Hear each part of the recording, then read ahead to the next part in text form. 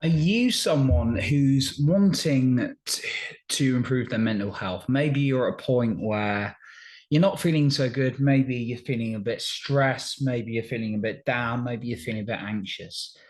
Well, today I'm going to share my challenges with my own mental health and also 5 tips that have really helped me improve it. And if you stay until the end, I have an extra point for you then as well.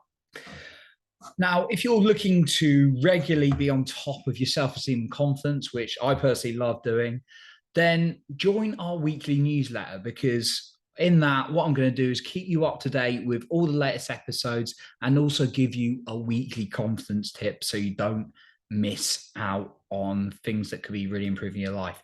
Just check the show notes link below for signing up for that for free. Okay, so I want to first of all just be very clear again. I'm not a mental health professional. I'm not claiming to be. I'm not a therapist or anything like that. I'm just a man sharing my own journey as I am always on this. Yes, I've done coaching. Yes, I've done mentoring in various different aspects.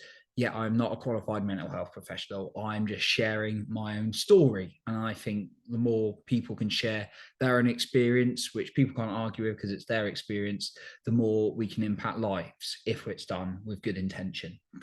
So, my personal view is it's like physical health, right?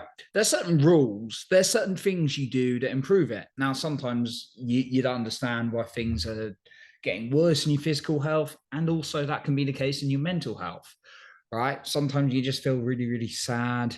Sometimes you could just in your physical health just feel really drained, right?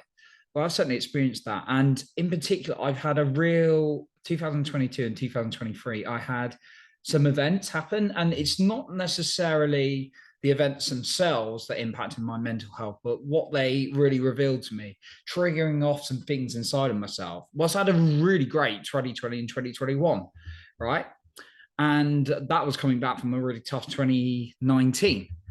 So actually, what I'm learning now is really gold because I'm able to share with other people and help other people and actually teach myself as I go through some of the challenges. And I believe like we all have mental health. It just sometimes we don't have it where we'd like it to be, right? We're all different. And I think it's an ongoing, like your physical health, you don't just stop working on it, you're always working on it, in my personal view as well. It's always something you're going to be working on, right? So, yeah, that's kind of a little bit about me, but I'm always learning. I'm always listening to personal growth. And the thing is, with personal growth, there's a lot of people telling you should do this, this, and this. And it's like, well, some things work for some people, some things don't for others. And then there's some people just like, no, that always works. It doesn't, right? In my view, everything's like individual, right? We've got different preferences, and it takes a bit of experimenting to find out what works for you for your physical health, mental health. Like physical health, like there's certain things I wouldn't enjoy doing. Actually, I'm trying to think what exercise I wouldn't enjoy doing, but I love football. I love like a really long gym session. I love going to the gym, but I wouldn't want to go for a 2 hour gym session. Yet there's some people who love a 2 hour gym session. Not that many people I know of, but it is something. Physical health. And like I love playing football. I love like sprinting. I love running. So when I say sprinting, like intervals on the treadmill, that's what I mean. I did used to sprint actually.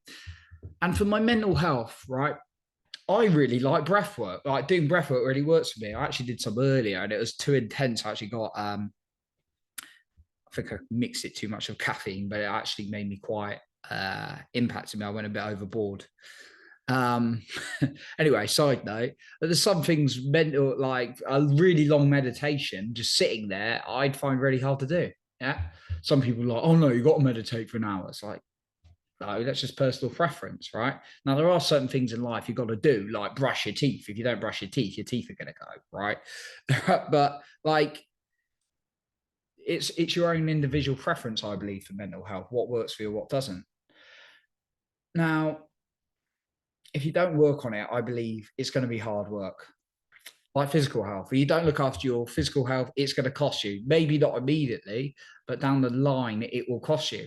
And I believe that's the same with mental health. If I keep listening to rubbish, consuming rubbish, talking bad to myself, it's going to impact me sooner or later, right? And usually people wonder why they feel negative about themselves because it's been a trained pattern that's not your fault, but like it's gone on for years. Now it is your choice what you want to do with some of the self-talk you're giving yourself, for instance, right? I want to ask you this before we go into the mental health tips I've got for you today. How does it help you by, staying in the same situation and not doing anything differently? Because if you're anything like me, it doesn't help. It feels frustrating. It feels stressful. Okay. Now, I also want to be clear that there's obviously certain disorders out there which are like extreme mental health, extremes, in which case I can't guide you where to go, but that'd be the case where most people go see a professional in that case. So, again, these are just my top 5 tips that have really helped me. 1, train daily, like you would physically. Generally, you'll do some kind of not everyone does, but it's good practice too. Some kind of exercise, light to intense. Like I do that every day. Like it might be a long walk, or it might be a heavy weights lifting session in a gym. It might be playing football. I train myself every day physically. I train myself mentally every day with things like meditation, through breath work, every single day without fail. Number 2, the information you consume. Your mind is always open. It's always taking in things. Now you can train it what to listen to. If you're sat around negative people all day, or you sat around negative information like the news, for example, or even worse. Well, actually, I don't know what is much worse than the news. Anyway, or if you're listening to constant negativity, it's going into your head, and that's not going to make your mental health very good. So just be very conscious. Am I surrounding myself with the right information for my mental health? One of the bad things I was doing, admittedly, was, and I'm still a work in progress, admittedly, but I am someone who obviously runs a business a little bit on it, is too much social media consuming and just scrolling. I think a lot of us are guilty. So I found times I'm using it and times I'm not. The third one, nutrition, right? The impact nutrition has on my mental health is insane. People think nutrition, physical health, good body. Oh, I'm not that bothered about my body and all that kind of thing. I found it such an impact on the mind, right? If I have too much coffee, I'm going to feel anxious and stressed. I had that earlier. Like I drank way too much coffee and I was really shaking. I was not feeling good. I had to do a lot of breath work, drink a lot of water, really calm myself down, right? So nutrition is absolutely essential. Just be careful what you're consuming or not consuming, because if is there a certain amount of like food you have, maybe there's sugar and you get really anxious, well, maybe you want to watch that. And also, are you having the right thing? So you're having vitamin D. There's not enough vitamin D usually in the UK. And I'm a vegan, so I'm in the UK where we don't have that much sun. And I'm a vegan, so my vitamin D intake, I have to make sure I take supplements. Are you getting enough vitamin D? I'm not going to go too much into nutrition. I just know this because it's important for my mental health. Are you getting enough vitamin D, enough vitamin B, omega-3s? Are you getting those sources in, right? And if you want to do your own research on this, no, but there's deficiency, essentially, nutrition on your mental health, deficiency, if you're not having enough of these good things, it can impact on your mood. And then secondly, sensitivity. This is sugar triggering you when you have too much. Are there certain foods when you feel lethargic or your mood changes? It's not just your physical health that's impacted by nutrition. And this is the thing people forget about, because we just get into these unconscious habits of having the same things again and again. The fourth one, support from the right people. Okay, I want to be very clear on what I mean by this, because sometimes, like, I 100% agree with the idea that it's better to share with someone than keep it in yourself in some cases. Right. I definitely agree with sharing and being open about your mental health, right? Yeah, I also do believe you can have certain conversations with certain people and it could make it worse. And what I mean by that is, I wrote a blog about this the other day, and I'm going to say what I said in that blog. There's 4 types of people. Number 1, if you go and share something with people, there's people who just won't really care, either intentionally or unintentionally. Like, oh yeah, I do care, but they don't really, right? In which case, obviously, don't reach out to them. Not everyone can care about everyone. Doesn't make them a bad person. They might be a bad person, but doesn't make them a bad person necessarily. It's just human beings can't care for everyone, right? Okay. If that's their kind of attitude towards you, walk away. right? From whatever kind of relationship that is, right? The second one, people are just nasty and going to betray your trust, right? Unfortunately, some people have really low self-esteem, so they invite those people in. I'm very fortunate that I don't do that. And if I do see any kind of disrespect, I generally speak up pretty quick. Um, I wouldn't have used to, but now I don't stand for it at all. Right now, those kind of people you don't want to talk to if you're struggling, because you're going to feel a lot worse because they will betray your trust. Now, hopefully, you know those first two types of people. Okay, but the third and fourth type of people, they're different. But there's a difference between the third and the fourth.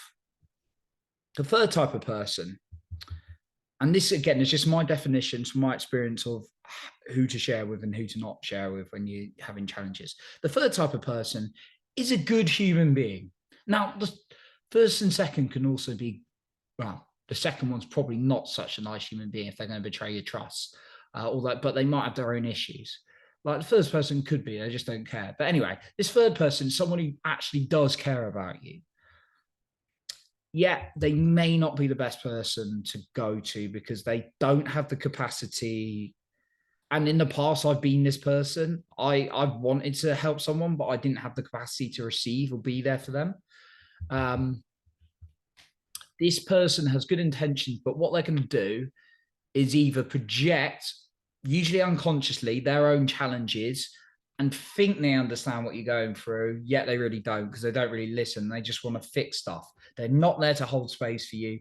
They're just like, oh, this person's upset. I want to help them. I'm just going to come in and firefight. When actually all you want to do is just feel their presence and talk to them. Now, this third type of person, again, is usually a really lovely, well-intentioned human being. But I've got mates like this who are good guys, right? But they just don't have that capacity to understand.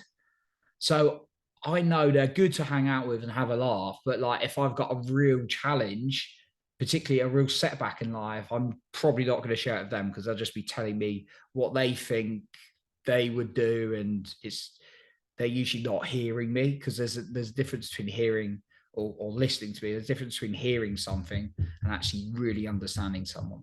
And then there's the fourth type of person. These are people who are there, they understand, and they really are going to hold space for you. And these are the best types of people. Now, there are professionals in this, like a therapist. I have a couple of therapists actually. I have like a somatic, or he's kind of a coach, somatic therapist coach. And I also have another therapist I sometimes go to, who's just there for talking. Right? And they're both brilliant. They're trained professionals to hold space. Yeah, I'm very fortunate that I've also got people in my network who are very good at holding the space and listening to me on a deep level. And those are the people I can really trust. Now, I want to be honest because like sometimes people think of family, and generally, like, not I know not everyone's got a healthy family. I'm very fortunate. I've got a lovely, amazing family. I know not everyone, but it doesn't mean you shouldn't have challenges, by the way, just because you've got a lovely family. You know, a lot of stuff can go on in your life, right? And vice versa. You might not have any challenges, but not have the family you wanted, right? um, but sometimes families just want to come in and fix it. So they're not necessarily always the fourth type of person, even though they care about you. So having the fourth type of people in your life, the people who really want to truly understand and can understand and hold the space for you, they're really important, even if it's just like a trained professional that you hire or something. But there's people out there, right? Now, I'm not saying, in my view, like if you got a third type of person, that's better than nothing. But ideally, who's like there to kind of just give you advice. But what I would do if someone's a third type of person and they do have the capacity to be a fourth type of person, is I would say, look, I'm not really looking for advice or you to tell me your problems. I just would like to. You say you could do that in future. I'm here for you. But right now, what I need is just like a friend or support who can just listen to me and hold the space. Some people still don't have the capacity. Some people will shift that when you tell them that and turn that fourth type of person. So having the right type of people is really, and sharing with them has really helped me with my mental health. And there's always people out there. And then the fifth one, right? I want to be. This is something I I just added this in today when I came across a situation. Taking action. Now, I want to be really clear. There's a balance. There's going to be imbalances between feeling your emotions, doing that deep work on yourself, and taking action. If you've just lost someone, something, or a situation, you're going to be feeling your emotions a lot more than the amount of action and going out there, right? Okay. And some people, unfortunately, I've been guilty of this, just like ignore their feelings, just take action, in which case that's like suppressing your emotion. It just builds up and makes it worse over time, which I've now had to deal with the consequences of doing that in the last couple of years, but they've all come kind of projecting out these emotions. So there's always a balance. But what I found is that if I'm constantly feeling, which is good, it's better than not feeling and not taking any action, then that actually can be counterproductive. And what I mean by that is, for example, when I felt low, I wouldn't feel like exercising or playing football sometimes. And I'd say, look, I'm going to go out and I'm going to go for a run. And you can't think about going for a run. You actually have to take action to go for a run to run, right? You probably know what I mean. And that made me feel better afterwards because I took the action. When I play football, might score a goal, might get man of the match, might not, obviously, not every game. Don't win every game either, although we do pretty well. And then that made me feel better. Like, I work in sales. Like, sometimes I felt really low and I had a call, and then like my mind's like, it's going to be really difficult. Can I reschedule it? And I'm like, no. And I take the call, do my best, and then I get a result out of it. I help the person with integrity, of course, knowing I can help them, and I really support them with their questions, and I hold space for them, and then maybe they sign up. I feel really great because I took the action. So to change my mental health, sometimes what I find is actually I do have to take a bit of action, not just dwell in feeling low all the time. But I want to be very clear that if I have just lost something like a job or a person or maybe a relationship or something like that, there's going to be more feeling into how I'm feeling than taking the action, of course. Yeah, there comes a point where not taking action is actually costing my mental health a lot more. So I've got an extra point for you as well. Just for that, I want to point you in the direction of our weekly self-esteem and confidence newsletter, where you can keep up to speed with all the latest episodes and get a weekly confidence tip. So if you want to get access to that free newsletter, all you got to do is click in the link in the show notes below. Okay, so my bonus point for you is self-awareness. Absolutely critical for mental health, I found, right?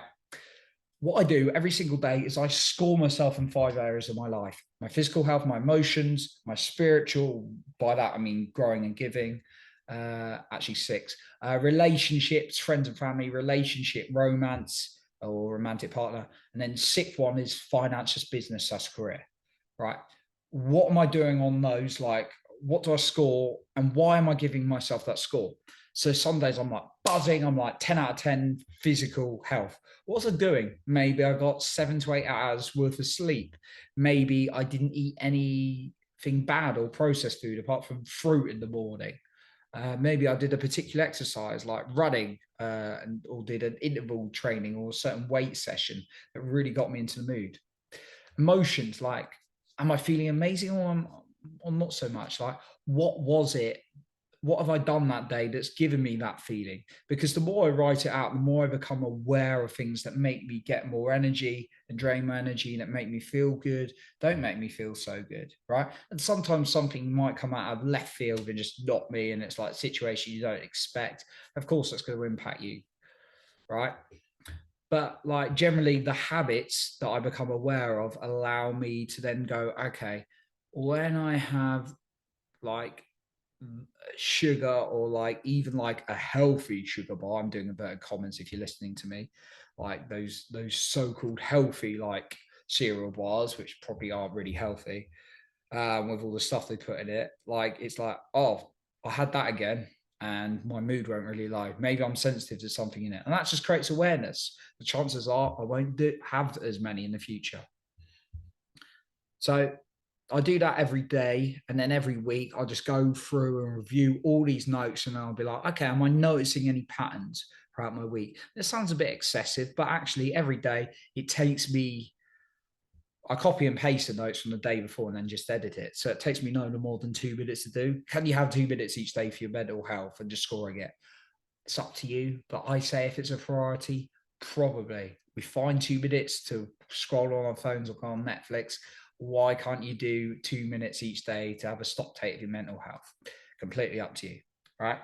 And then each week, like I just schedule that. I do a bit of a longer review, but that part of it probably takes me 15 minutes, right, a week. So what we're looking at here, we're looking at 30 minutes total a week for all of those things, like including the daily and the weekly. Do you have that amount of time to look at your mental health? It's up to you. 30 minutes a week. Let's see. So that's what I got for you today. I appreciate you for being here. You're improving other people's lives, but being the best you. And remember, you are in control of your own self-esteem and confidence.